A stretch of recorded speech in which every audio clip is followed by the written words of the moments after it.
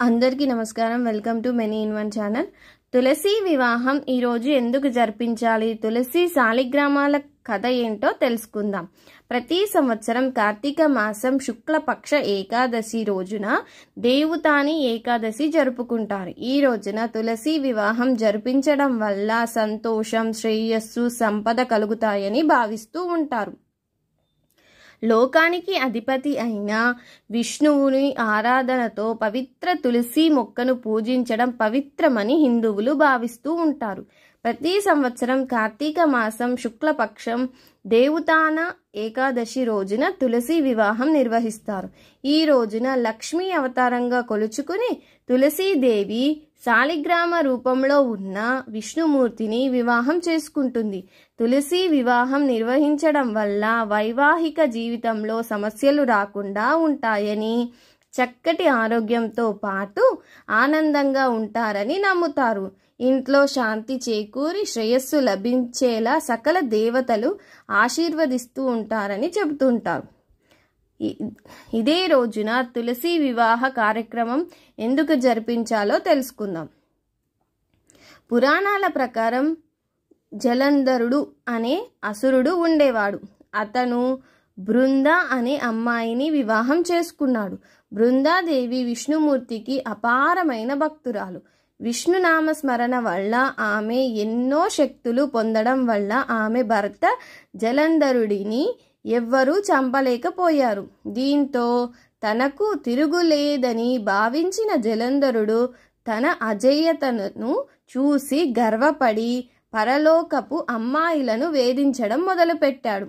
అతని అరాచకాలను భయపడి కలత చెందిన దేవతలు విష్ణుమూర్తిని ఆశ్రయిస్తారు.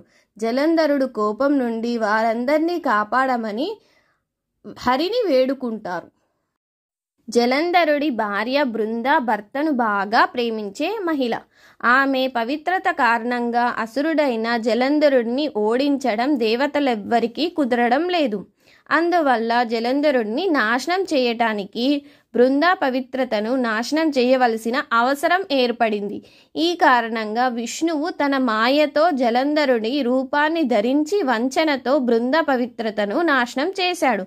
దీనితో జలంధరుడిని తన శక్తులను కోల్పోయి దేవతలపైన చేస్తున్న యుద్ధం ఓడిపోతాడు. ఈ మోసాన్ని గ్రహించిన బృందకు కోపం వచ్చి విష్ణుమూర్తిని శిలగా మారాలని శపించి సతీదేవిగా మారింది. బృంద తినే చోట ఒక తులసి మొక్క పెరిగింది. తరువాత దేవతలు ప్రార్థనతో బృంద తన శాపాన్ని ఉపసంహరించుకుంది. కానీ శ్రీ మహావిష్ణువు ఆమెకు చేసిన మోసం గురించి పశ్చాత్తాపడతాడు. అందుకనే ఆమె విధించిన శాపాన్ని సజీవంగా ఉంచడానికి అతను రాయి రూపంలో ఒక రూపాన్ని ధరిస్తాడు. ఆ రాతిని శాలిగ్రామం అని పిలుస్తారు. బృందాదేవి గౌరవాన్ని, పవిత్రతను కాపాడటానికి దేవతలు తులసి మొక్కగా మారిన బృందాదేవికి శాలిగ్రామ రాయి రూపంలో ఉన్న విష్ణుమూర్తి రూపానికి వివాహం చేస్తారు. అలా ప్రతి సంవత్సరం కార్తీక మాసం శుక్లపక్షం ఏకాదశి రోజున తులసికి శాలిగ్రామ స్వామికి వివాహం జరిపిస్తూ ఉంటారు. చాతుర్మాసంలో విష్ణుమూర్తి 4 నెలల పాటు యోగ నిద్రలో ఉంటారు. అనంతరం దేవతాని ఏకాదశి రోజున మేల్కొంటాడు. అప్పుడే శాలిగ్రామ రూపంలో ఉన్న విష్ణుమూర్తికి తులసీదేవికి వివాహం జరిపించునని పురాణాలు చెబుతున్నాయి.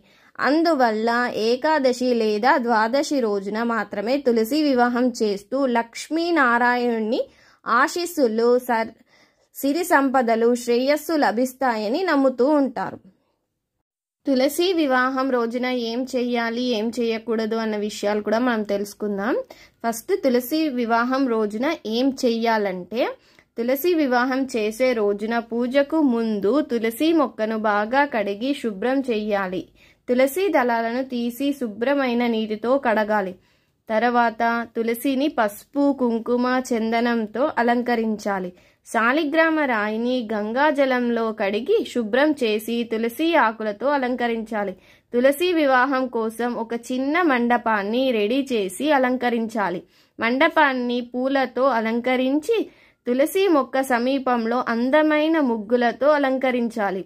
దీపం, అగరబత్తులు, ధూపం, బియ్యం, పువ్వులు, పండ్లు మొదలైన పూజకు అవసరమైన అన్ని వస్తువులను సేకరించాలి. వివాహ సమయంలో మంత్రాలను జపించడం, పూజా విధానం, చదవవలసిన కథ కోసం పండితులను పిలవవచ్చు.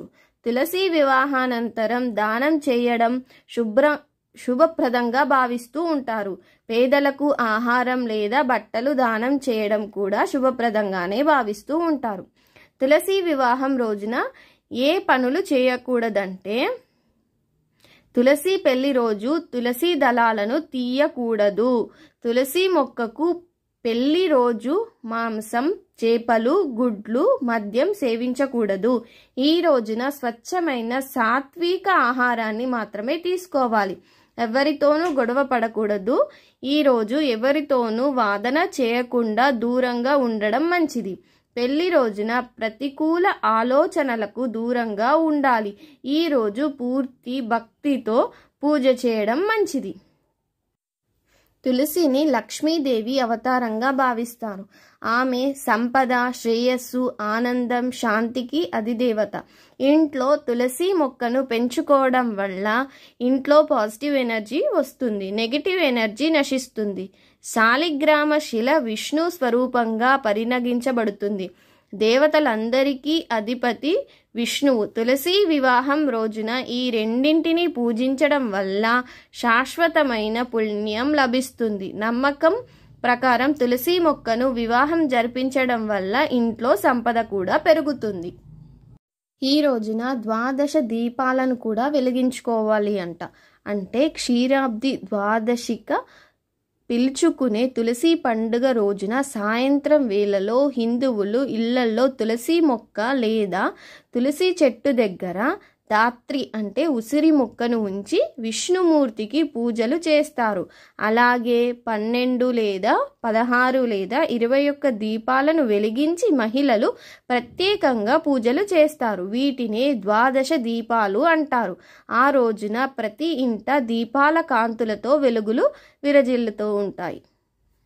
ఈ వీడియోలో మీకు అందించిన విషయాలు కానీ, సమాచారాలు కానీ, కథలు కానీ అన్ని పురాణాల నుండి సేకరించబడి చెప్పినవి మాత్రమే. ఈ వీడియో కనుక మీకు నచ్చినట్టయితే ప్లీజ్ మీరు నా ఛానల్ని సబ్స్క్రైబ్ చేసుకోండి. మీ ఫ్యామిలీస్కి, ఫ్రెండ్స్కి ఈ వీడియోస్ని షేర్ చేయండి. అలాగే మీరు బెల్ ఐకాన్ని ప్రెస్ చేయడం వల్ల నేను వీడియోస్ పెట్టగానే మీకు షేర్ అవుతూ ఉంటాయి, నోటిఫికేషన్స్ వస్తూ ఉంటాయి. కాబట్టి మీరు బెల్ ఐకాన్ని ప్రెస్ చేయడం మర్చిపోకండి. థ్యాంక్ యూ సో మచ్ ఇప్పటివరకు నా వీడియో చూస్తున్నందుకు. Thank you.